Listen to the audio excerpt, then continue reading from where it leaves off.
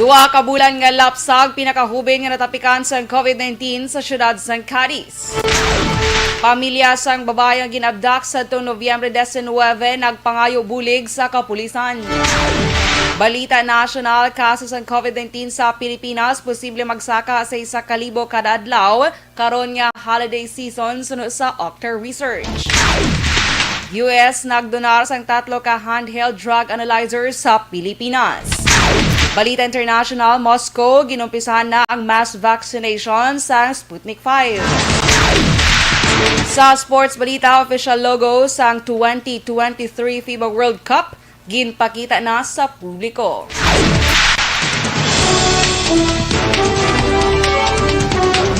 Ayaw nga ga Bacolod, may nga Negros Occidental, kag bugos nga Western Visayas, welcome sa pagpangalagad sa Aksyon Balita Sunday edition. Karong adlaw Domingo, December 6, 2020. Ini naman si Aksyon Dorel Cabato. Detalye sa balita lokal pagkatapos gid lamang sini. Nalipay man magbalik sa ubra. Galing may kulba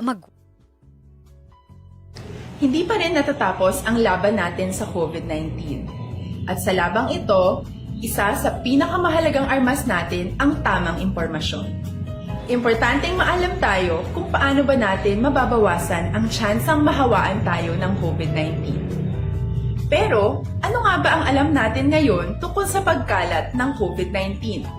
Base sa kasalukuyang pag-aaral, ang COVID-19 ay sumasama sa droplets sa tuwing may umuubo, bumabahing, kumakain, nagsasalita o kahit sa paghinga. Kadalasan, hindi natin namamalayan ang pagtalsik ng mga droplets na ito dahil hindi sila nakikita. Ano naman ang magagawa natin para maibaba ang exposure natin o tsansang magka-COVID? Kailangan nating maibaba ang exposure mula sa virus tuwing nakikipagsalamuha tayo sa iba. Isa sa pinakamainam na tool ang face mask upang mabawasan ang ating exposure at ang pagkalat ng COVID-19. Kaya naman, face mask ang bida topic natin for today. Binabawasan ng mask ang tsansang makahawa at makapanghawa tayo sa ibang tao. Ayon sa current studies, kaya nitong bawasan ang ating risk of infection ng 67%. Ngayon, napakadami ng face mask na available para sa atin. Ika nga options, options, options. So, how do you get to decide which one to use? I-ready ang inyong mga phone at i-screenshot ang mga comparison na ito ng iba't ibang mask.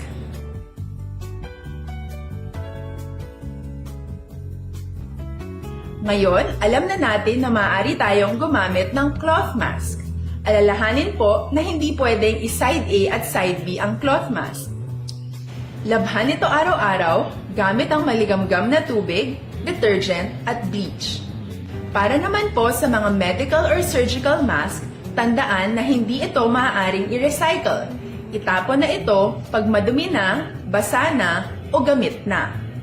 Samantala, ilaan naman po natin ang mga N95 mask para sa ating mga healthcare workers na patuloy na nakikipaglaban sa COVID-19.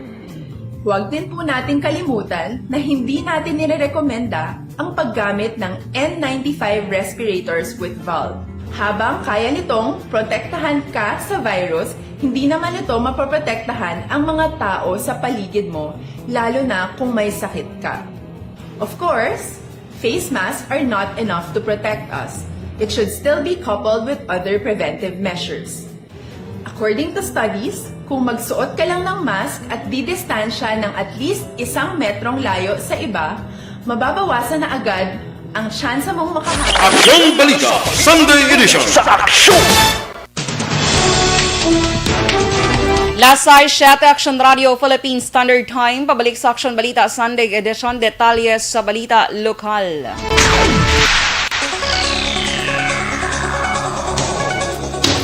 Duha ka bulan nga bata nga lalaki ang pinakahubin nga gintapikan sa COVID-19 sa siyudad sa Cadiz, Negros Occidental. Ini ang nalakip sa 48 ka mga aktibo nga kaso sa siyudad as of December 4, 2020. Sa record sa City Health Office, ini nga bata mo ang Cadiz City patient number 415 kag close contact sa COVID-19 confirmed case number 407. Nobyembre 18 sang unang nagbatsyag sang nasal congestion, pagluha-luha sang mata kag rashes ang bata. Ganigin pa konsulta sa private physician kag ginatagan sang medikasyon. Nobyembre 24 sang iniagin RT-PCR test kag nagpositibo sa COVID-19 sa ginpagwa nga resulta sa Nobyembre 27, 2020. Sa karon ang bata ang naka-isolate sa St. Andrews Park Place 2 Healing Center. Ang Cadiz ang may 447 na mga COVID-19 confirmed cases, 377 na ka-recover kag 17 ang nagkalamatay.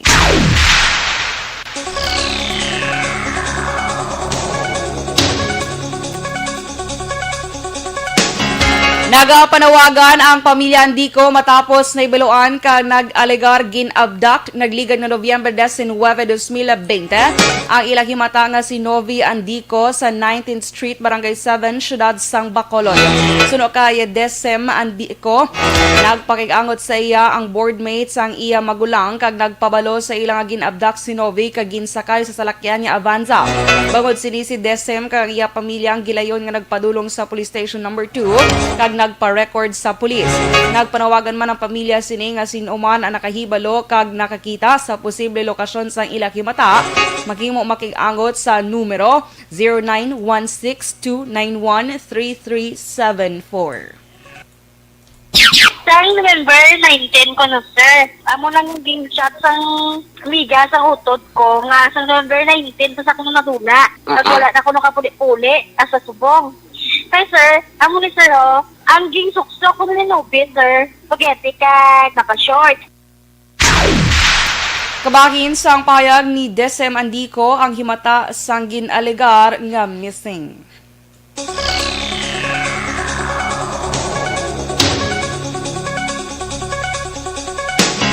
Ginkumpirma ni Police Captain Leo Estopa ang hepe sang Police Station 2 nga nagpadulong sa ila talatapan ng pamilya Andico kag nagpa-record sa nadula nila nga himata. Sa siya nga pagpangusisan ni Estopa sa pamilya na baluan nga 7 na katuig nga wala makapauli sa ila si Novi sa Purok Paglaom, Barangay Mansilingan, Siyudad sang Bacolod. Dugang pa ni Estopa nagapadayon pa ang ilang investigasyon kag pagtipon sang dugang nga impormasyon sa aligasyon sang abduction. Ginpahayag man ni Estopa nga nagapadayon pa ang pagpangita kag pag-usisa nila sa mga CCTV camera sa lugar sa insidente agud makilala ang sakay sa mga salakyan. Nalakip na diri ang mga nakasaksi sa insidente. Ginapa-usisa man ni Estopa sa Land Transportation Office ang duha ka mga plate numbers ang Avanza nga nahatag sa ila apang wala makita sa record kag wala man sang pangalan.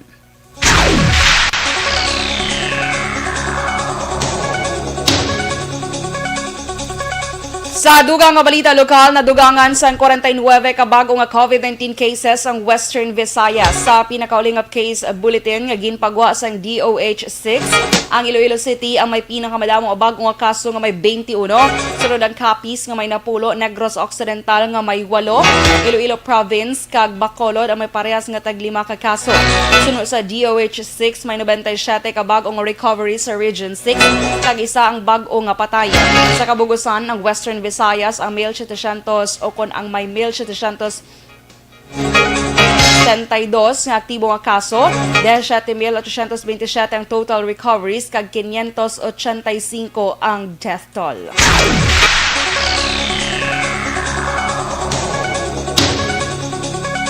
Ginkumpirma na Executive Assistant kag Extraction Head Ernie Pineda nga kanselado ang surveillance testing sa Bacolod Respiratory Outpatient Center kahapon nga adlaw Sabado. Sunod kay Pineda, ini nga desisyon ang base sa rekomendasyon ni Dr. Chris Sorongon, EOC Deputy for Medical Services, bagod man sa kakulangan sang preparasyon kang mga health personnel nga mo magapatigayon sang swab testing. Palayag ni Pineda, mapabalo lang ang EOC kung mayara sang panibag-o nga schedule. Cancel po namin time kay sa tungod may kakulang kita sa preparation, no? Pero ay instruction ni Dr. Chris Turongon nga i-cancel ang anay. Kabahin sang payag ni Executive Assistant Head Ernie Pineda.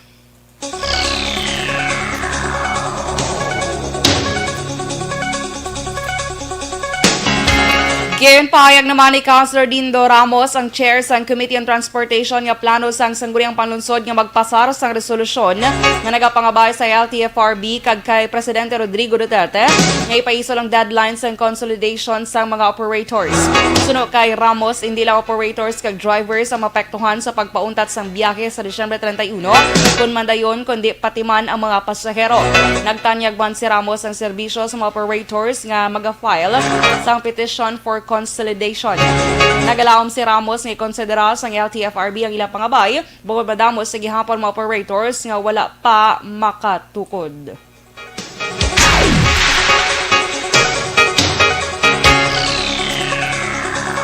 Ginatugyan na sa local IATF sa pamunuan sa Emergency Operations Center o EOC sa syudad sang Bacolod ang paghimo sang pagtuon angot sa posibilidad nga panugot sa mga kabataan nga makasulod sa mall kaupo ng ila ginikanan. Ini ang pagklaro ni IATF Chairman Vice Mayor Elcid Familiaran angot sa press release nga nagwa gikan sa talatapan sang tiglikom sang Department of Interior and Local Government o DILG. Suno kay Familiaran apisar sang statement nga ginpagwa ni DILG Secretary Eduardo Anyo, ginatugyan sinis sa gihapon sa tagsa ka mga LGU ang paghimo sa nagakaigo nga desisyon. Dugang pa sang BC Alcalde kulato nila anay ang anuman nga desisyon, nagrekomendasyon sang EOC antes pa man magbalay sa kaigo ang ordenansa ang konseho sang syudad. So, kita dres pakulot patulaan na siguro anay action art sa AOC. Ang aton sa bunga data nga ginakaptan na ang aton regional hospital nagpagwa na gani sang press hindi sila na magbaton sa nila sa petya. Kabagin sang pahayag ni Bacolod City Vice Mayor Elcid Familiaran.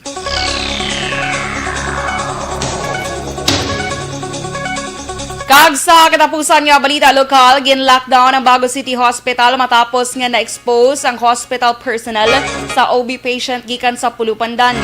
Ang pasyente ang nagkadto sa hospital sa Disyembre 4 nga may negative swab result. Pero ang repeat swab nga ginpatigan sa Philippine Red Cross ang nagpositibo. Ang hospital services ang magabalik sa magabalik operasyon sa Disyembre 7. Ini ang ginanunsyo paagi sa The City Bridge Facebook page sang Bago City.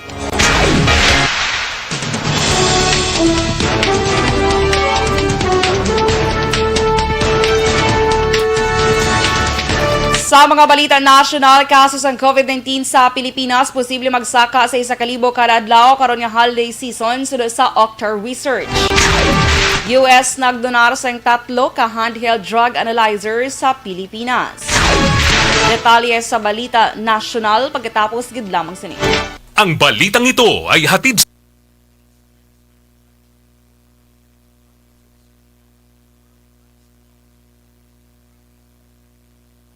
Good morning mga ka-action! So, happy Sunday everyone! Kamusta ka mo mga ka-action? No? I hope na na-enjoy nyo gid ang inyong weekend. Of course. Medyo matulutog na no kaya ulan, kagina. Kita nyo do ka wet look sa ako. Naulan na. Anyway, good morning sa nagaupod sa aton subong nga aga kay Sir Edwin Pineda. Sir, good morning. Kay Alex Monteza, good morning, sir. May lang nagapagpamati. Kay Ma'am Cory Vidaha, good morning. Dala sa may Kuwait. Victor Cadi, sa may Iloilo naman siya. Si Ma Earl, good morning man. Efraim Aroz, mayong aga. Hambali Sir Alex Monteza, upod sa maulanon nga adlaw sang Domingo sa programa mo. Happy Holy Sunday, Madam Dorel. Bang Madam Gidya, kalain. Kay Rosalina Arellano Espadero, good morning. Arnel Desamparado, good morning sir. Dra sa may din Mansilingan. Flora Amores, good morning pa, shout out naman sa taga Silay Family Makitar kag Amores. So, good morning sa Family Makitar kag Amores dra sa may Silay City. Jocelyn Libon Despojo, good morning. Alma Agravantes Sabater, blessed Sunday morning. Kay Veronica Santillan Manukan, good morning. Mark Demafelius Balsimo, mayong aga. Len J. Tihano, good morning. sa tanan ko nga taga Bacolod. From si sir? From Quezon City, Manila. Ma'am Vanessa Mayo, House Action Radio. And to Miss Beautiful Doors, Doral Cabato, checking Bacolod News Update, watching from New York. Wow, New York. Doon man siyang New York City, ang syudad yung wala lang katulog. Char. Amo na siya ko naman, di ba, Ma'am Van? Kay RR Muntuan Hinyo, good morning. Action, Dorel, kag Kasimanwa. Action, kag Kasimanwa, Himamaylan, Dorel. Yes, please greet my greatest sister, Attorney Rona Rihinyo Dalida. Happy birthday. Happy birthday kay Attorney Rona Rihinyo Dalida. Enjoy your day and God bless you.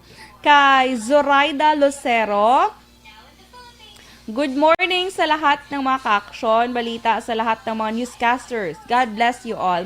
More power. Thank you, ma'am. Kaya Jasmine Roldan Ravelio, good morning. Ramilo Osorio, dra sa may Barangay Cubay, La Carlota City. Good morning. Kay Joy Drilon, have a blessed Sunday action, Miss Dorel. Stay safe. Always, God bless. Thank you. Kay Jesseline Tiangson, good morning. Dara sa may Mansilingan. Kay Kirfu, good morning. Andrew Villarosa, good morning, man. Kay Gina Parilion, good morning, ma'am. Okay. Ano na? Rin naman si Magandang Araw. Okay. Okay, doon na lang. Sige. Kay Ed Antejos, dra sa may Canada. Good morning, sir. Okay, sige, later naman ang iba na. Salamat gid mga ka-action. Standby for Balita National.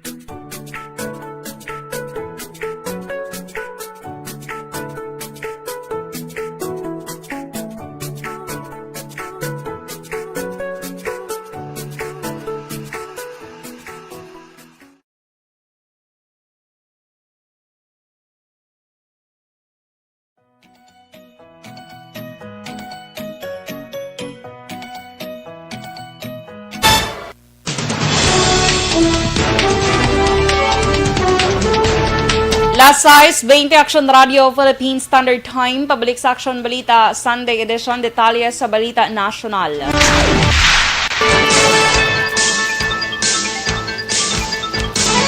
Posible nga magsaka tubtub sa kalibo ang kaso sa COVID-19 sa kada adlaw karon nga holiday season sa tion nga hindi matuman ang minimum health standards. Suno kay Dr. Gildo David sang Octar Research Group, may dako nga improvement sa COVID-19 cases sa Metro Manila nga sa tuwang Agosto nag-average sang 2,000 kada adlaw kag karon yara lamang sa 400 sa kada adlaw. Dugang pa ni David amat-amat nga naga-flatten ang COVID-19 curve sa Metro Manila pero ang kadamuon ang hindi basihan para halugan ang community quarantine restrictions. Karon nga holiday season ginapaabot ang pagdagsa sang tawo sa mga mall kag shopping areas para sa pagbakal sang regalo kay iban nga butang para sa Christmas kag New Year. Ginbasihan man ni David ang pagtuon sa India nga ang mga minor de edad ang big potential sa paglaptas sang virus. Ginalantaw sang grupo ang pagsaka karon sang kaso pero hindi mangin malala kag pag-abot sa Enero 2020. Ginalantaw nga liwat man magnubo ang COVID-19 cases.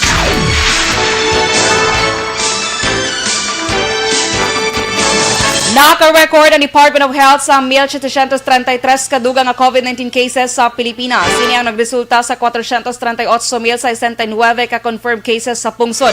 15 ka laboratorio ang napaslawan nga magsumiter sang datos sa gintalanang nga oras. Ang syudad sang Davao ang may pinakamadamo nga bago nga kaso nga may 162. Sunod ang Quezon City nga may 92, Benguet nga may 80, probinsya sang Rizal nga may 70 kag probinsya sang Laguna nga may 66. Sunod sa DOH nagsaka sa 399,582 ang total recovered patients matapos na dugangan sang 133. May 17 naman ka bag-o nga nagkalamatay kon death toll, mayara na sa 8,526. Ang Pilipinas ang may 29,961 ka aktibo nga kaso, kag 92.7% dere ang asymptomatic o kon may mild symptoms.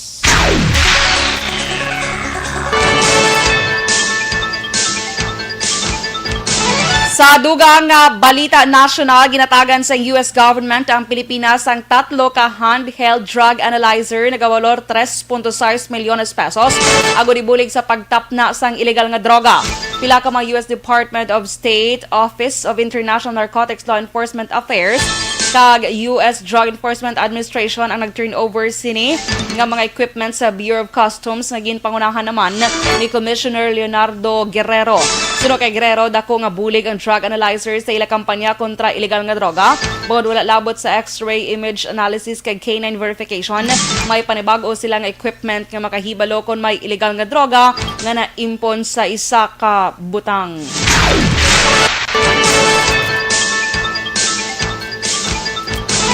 Nagpanumpa sa Deputy Speakers Aurelio Dong Gonzales Jr. kag Johnny Pimentel bilang bago nga officer sa PDP Laban.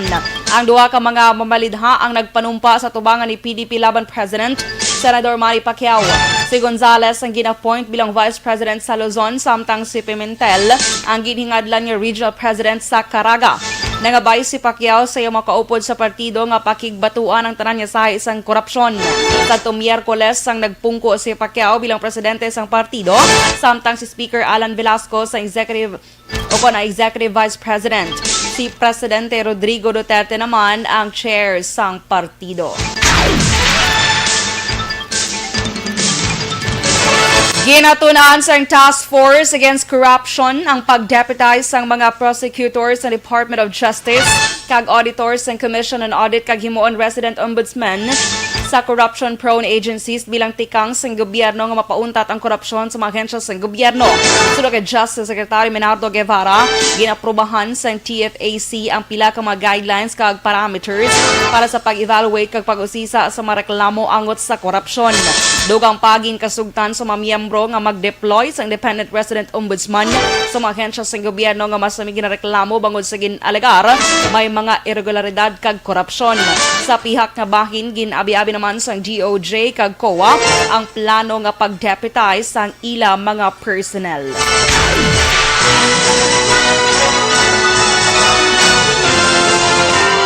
Kag sa katapusan nga balita national, ginalantaw nga magdangat sa 5.24 trilyones pesos ang proposed budget sang Pilipinas para sa 2022. Inisunod sa Development Budget Coordination Committee o kon DBCC kasunod nga ginapaabot sa economic managers nga makabangon ang gross domestic product sang tubtob 10% sa amuyang nga tuig. Sa laging handa briefing, ginpahayag ni Budget Secretary Wendell Avesado ang ining pondo ang mas mataas sang 11.5% ikumpara sa 2021 proposed budget. Sa nabaluan, yara sa 4.506 trilyones pesos ang proposed 2021 national budget sang Pilipinas.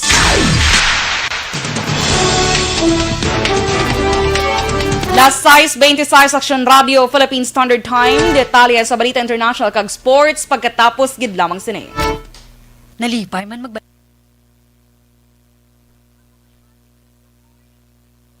Alright, good morning liwat mga ka-action. So, sa nagaupod sa aton sa gihapon, kay dali lang gid kay kadamo. Oh, kay may nagsulod nga ni paano ko magandang tao paumanhin alam ko itong mga business, I don't know, whatever. Anyway, good morning kay Sir Michael June P. Season. Good morning, Action Doral. Keep safe to my family. Dahil sa Sumag. And to all Energy Fans Club. Monitor from Chatu Elise Paranaque. Salamat. Have a blessed Sunday to all. Thank you, sir. Kay Jerome Maderse. Good morning, man. Thank you. Victor Cadi. Pa-shout out sa Jerry Balude. Kay Jerry Balude. From Iloilo. Kay Homa Lomena Or si Miss Heaven Heaven isang una. Oh. Good morning, Miss Heaven Heaven. Leonard Ladiona, happy Sunday. Hambal ni R.R. Montua, Action Doral, nagadiwende imo voice, basi tungod sa mixer mo. Oy, Leo ko check Action JM, dugadiwende ko na akong voice. Alaman. Basi siguro tamaan lang katunog sa akong tingog. Sige, anyway, it's okay. Thank you, R.R. sa pagmuno. Kay Roslyn Mospa Palermo, congratulations and best wishes daw kay Francis Teodosio and Mary. Ay, bago lang sila guro kasal. Okay. Congratulations kay Erwin Gonzalez. Good morning. Happy Sunday. Evelyn Nepomuceno. Happy Sunday. Kay Menia Pasadilia. Happy Sunday. Si RR, Hambalya Action Doral, naghiwat kagabi ang Himamaylan and Lights on Ceremony. Gani, no? In fairness, katahom. Nakita ko ang small clip lang sa video. Please congratulate MRT and VM Justin and to all Himamaylanon katahom sa aton bagong nga government center. Sige, magpuli ko da malagaw ko, be. Actually, may nakita ko nga video kagabi, may nag-upload. One of my Facebook friend. And katahom tuod. Congratulations sa mayor sa Himamaylan, si Mayor Tungson. And Vice Mayor, sino tagani? Justin. Okay. Kay Jean Ignacio, good morning, live stream. Nagapamati siya dra sa may dulid. Leo Talaban, blessed Sunday everyone. Keep it up, keep safe everyone. Barangay Maghanoy, La Castellana. Sige. Action Raja, good morning. Always in good health and stay safe and healthy. Sunday morning. Yes. God bless to every one of us. Annie Raffles, good morning, Miss Doral. Have a blessed Sunday and stay safe. God bless. Watching live from Okinawa, Japan. Ohio gozaimasu. Diyan sa may Japan. Kay Wilma Cabarles, Action Doral, good morning. Happy birthday. Kay Clariza Mitch. Kag belated happy birthday pagid sa iya hinablos kasi Virgil Jake sang December 4. Happy birthday and belated happy birthday kay Clariza Mitch and Virgil Jake. Okay na ta. Alright, sige, standby for Balita International kag Sports. Balita Sunday Edition sa aksyon.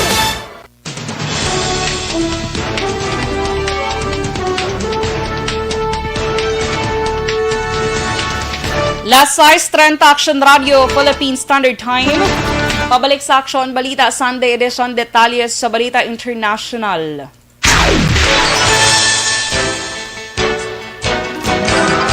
Ginumpisahan na sa Moscow sa pungsod Russia ang pagpanagtag sa COVID-19 vaccine sa 70 ka mga clinic sa syudad. Sunod sa Moscow Coronavirus Task Force, prioridad sa bakuna ang mga doctors, teachers, kag social workers bungod sila ang mas exposed sa kalitan tugas ng virus. Sa pinakauling nga datos, naglabot sa 7,993 ang panibagong nga kaso sang balatian ang record sa Moscow nga ginasiling epicenter sa coronavirus outbreak sa Russia sa sulod lamang sa 24 oras.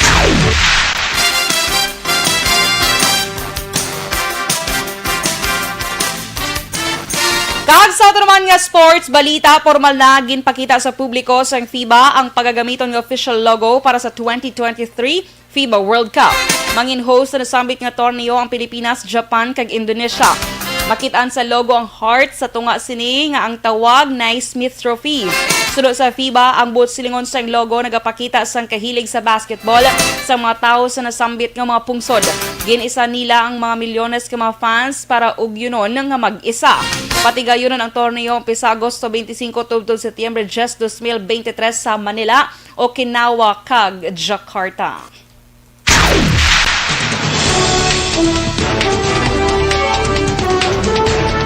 Last 6:31 Action Radio, Philippine Standard Time, kag inyo nabatian ang bugos nga detalye sa Action Balita Sunday Edition. Karon nga adlaw Domingo, December 6, 2020. Happy birthday gali sa akon lolo Tiloy dira sa may Tugis. Pontevedra ang Tugis. Yeah, kung lakon sila. Happy birthday, enjoy your day, stay healthy, God bless you always. Kag sa nagawpod sa aton si Leshon, hingagawon ko lang ha. Kay Joff Barry Jimena, good morning. Arman Regalado. Kay Lesiones Alan, happy birthday lang kay Alpha May Lesiones. Dress sa may Hamilton, New Zealand. Kay Lourdes Blazer, Arnel Aquino Bacan Sr., good morning. Jonah Guion, Miles Sarno Scott. Yes, happy Sunday. Okay, sige, salamat gid mga ka-aksyon sa inyong pag-upod sa akong subong nga aga. Happy Sunday, stay safe, and God bless us all. Ini naman sa Aksyon, Dorel Cabato. Una sa balita na sa Aksyon, sa Bacolod Aksyon Radio. Para sa Manila Broadcasting Company. Sa balita, komentaryo, issue, serbisyo publiko. Aksyon Radio.